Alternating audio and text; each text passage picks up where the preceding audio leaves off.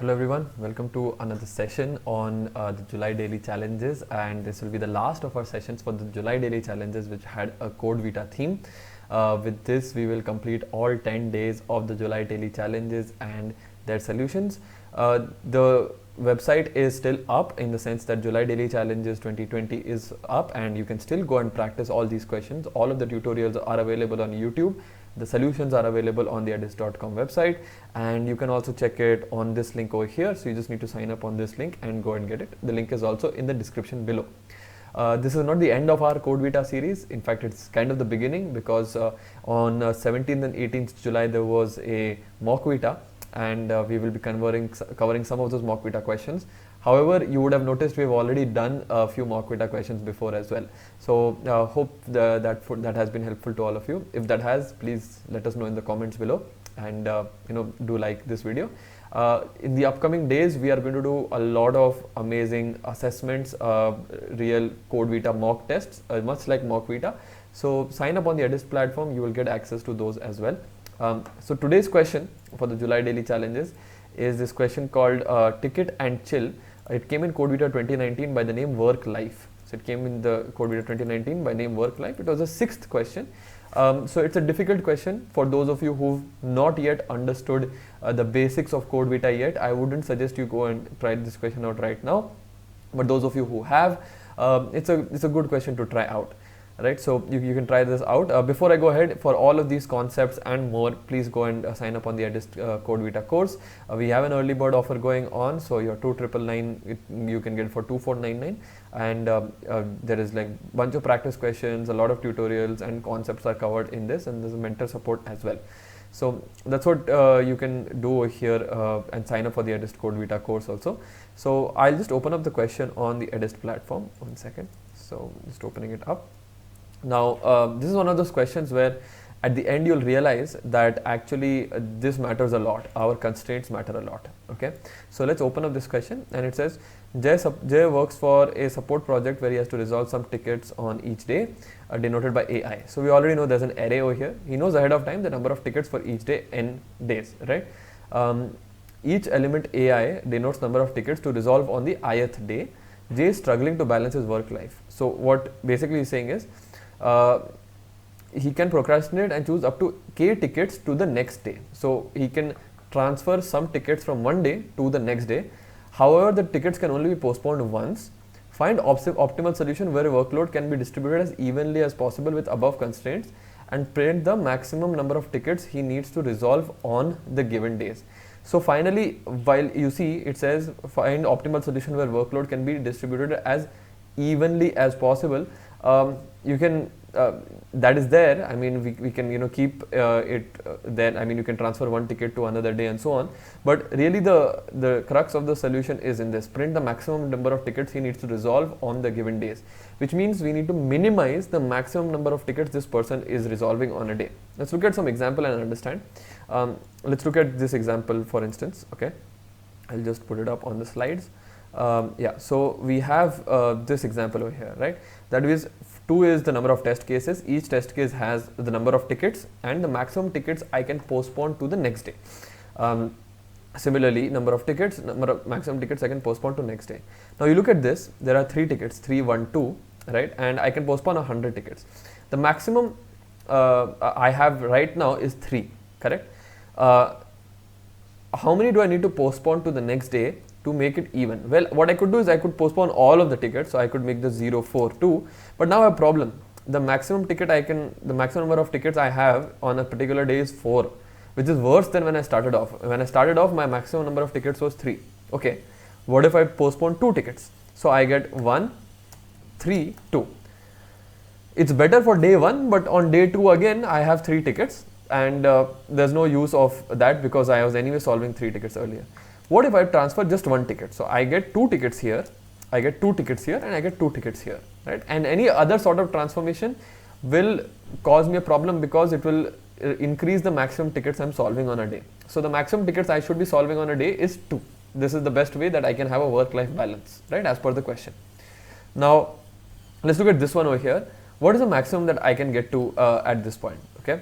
Well, what I could do is I could transfer some tickets from one to the other, But my problem is when I'm at 37, so that the last one is 37, which is the maximum one, I can't transfer any of these 37 further on. So what I will end up doing is actually just increasing 37 if at all I'm doing anything. So for example, my major culprit is 37, right?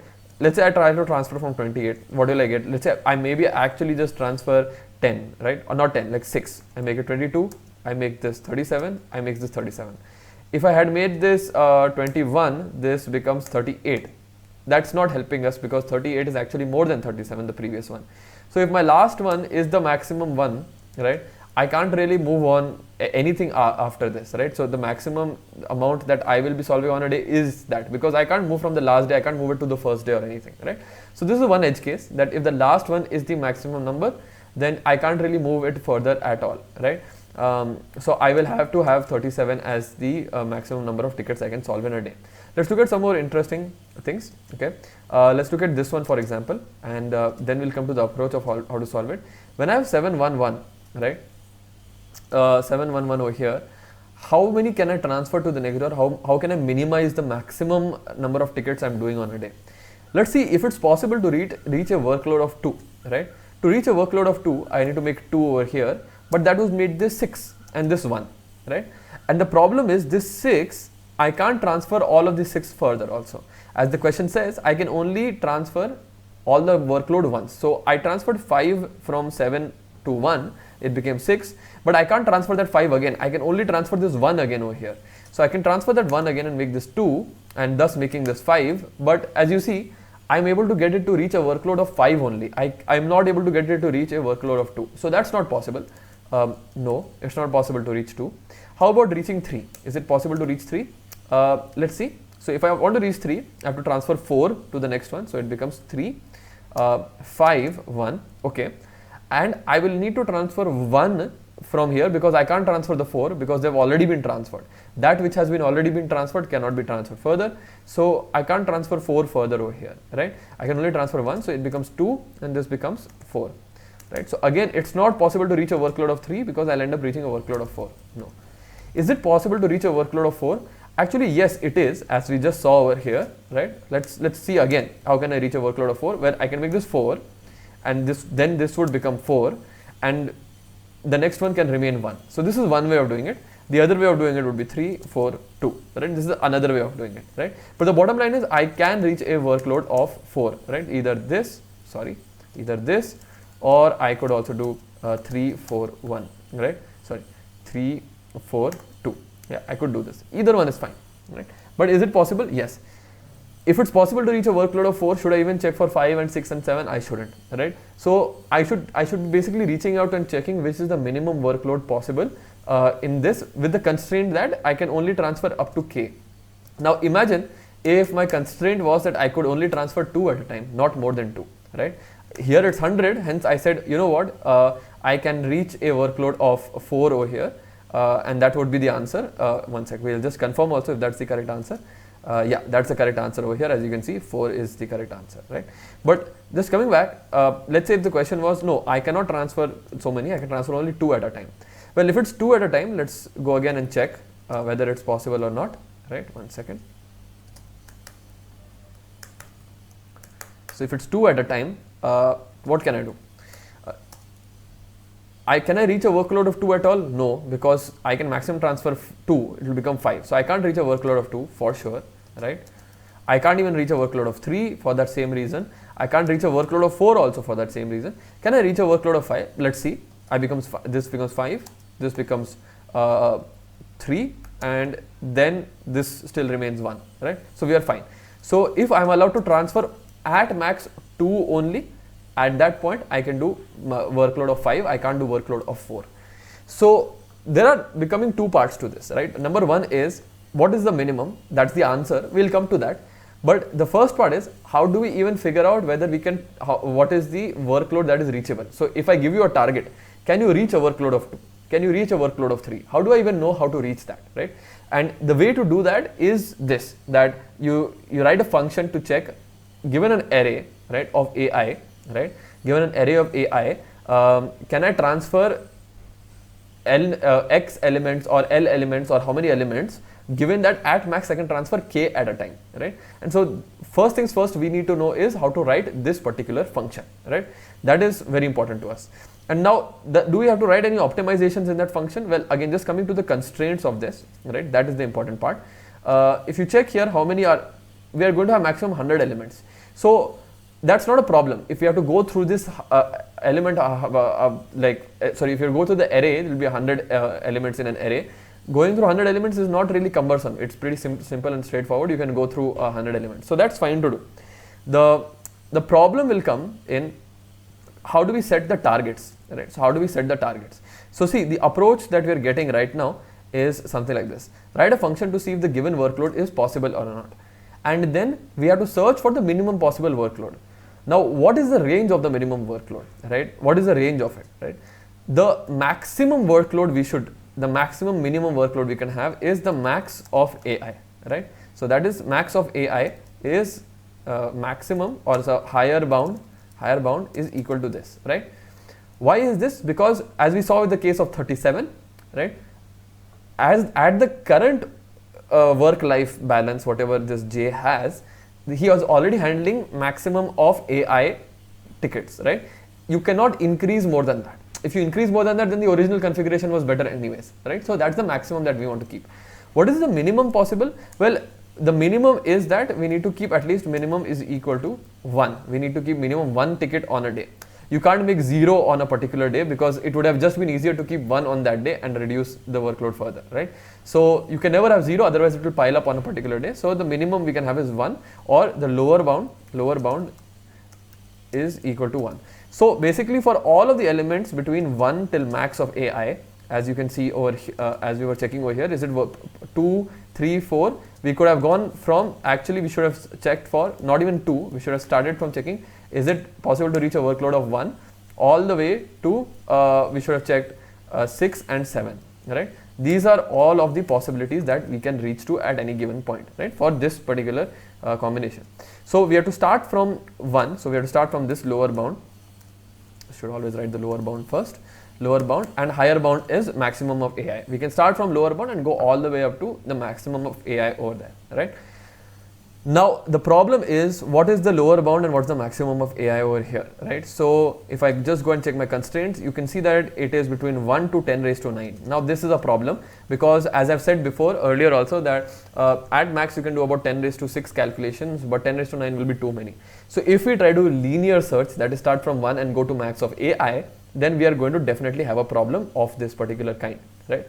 What is the better way of doing that? Well, I've already given a hint. The better way of doing linear search or doing a search would be the binary search, right? And you'll be thinking, well, the array is not sorted. But so we're checking if workload of 1 is possible, workload of 2 is possible, workload of 3, 4, 5, and so on, which this will be sorted, because we're starting from the lower bound of 1 and going to the maximum bound of the maximum of the array. And so that's going to be sorted. We can apply binary search on this. There we don't really have any issue on that. And so the approach finally comes down over here, that we apply the searching algorithm based on the constraint. So for example, if the constraint is, so in the given question, the constraint was something like, where do we have it here? We have the constraints as up to 10 raised to 9, right? As we just saw. Linear search won't help us here, but if let's say AI was less than equal to, let's say 1000 or something, we would be able to, because in each iteration we are going to check for all 100 elements at max, and for those 100 elements actually even 1000 won't help us as such, because test cases is up to 50, right? So like we're going to have like 5000 checks anyways. On that 5000 checks, probably if like AI was 100, then we could have done linear search, but because AI is 10 raised to 9, if we apply binary search, you get log of 10 raised to 9, which is like 9 log 10, which is 9 into log 10. Log 10 base 2 is like 3 point something. So it's like 27 or so. So 27 into 5000 is what we are checking for, is the maximum number of iterations we're going to have, which is fine, right? Which is something we can do, right? Any compiler can do. If AI was less, let's say if AI was 100 or so, then we could have done linear search and still been okay with that, right? And so as I was saying, the solution then comes down to being able to check. So we have both the Java and the Python solution. So you can check, being able to check whether a particular a particular target is possible or not. That's one. And for all the targets, we are going to do a binary search. So this is a binary search here, and for each of those binary search, we're going to check if it is possible or not to do it, right?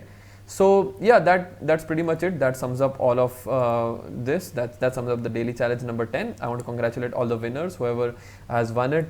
We've announced you on our Telegram channel as well as on our Instagram. So I hope just to use congratulations to you and to everybody who's been online and participating. It just means a lot that you've been participating for Code Vita. You're really serious about your own preparation for Code Vita. For those of you who have not, you can still sign up and try the July daily challenges on this link here. Also, you can go to the Edist Code Vita course, where we're running an early bird offer where you can get the course which is for 2,999 for 2,499 and get started over there as well, right? So yeah, that's mainly it from our side. Stay tuned for mock Vita questions that we are going to release, and also stay tuned for the web development bootcamp that we are releasing. There's an amazing new video that Abhinandan and I will be doing about how you can create your own LinkedIn jobs page. So we are going to be covering that on the 19th of July. For those of you who are seeing this much later, you can just go and check, you can search for it. And those of you who are seeing it on this video on the 18th of July 2020, you can just subscribe to Edist. You'll get the notification of the live video that is going to come on that. Alright, so thanks everybody for joining in. All the best for upcoming Code Vita. Sign up for this course and you will also get access to upcoming mock assessments that Edist will also be running, and so you can prepare better over there as well. Thanks everyone for joining in, and we'll see you all next time. Thank you.